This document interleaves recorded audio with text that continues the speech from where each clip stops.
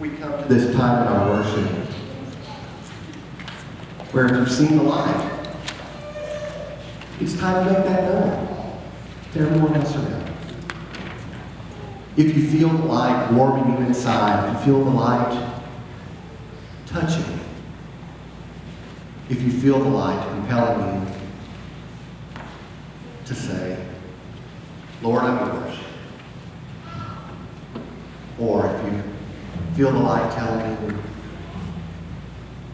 everyone, it's time for me to become a member, to become a part of this faith community. Now's the time to do so.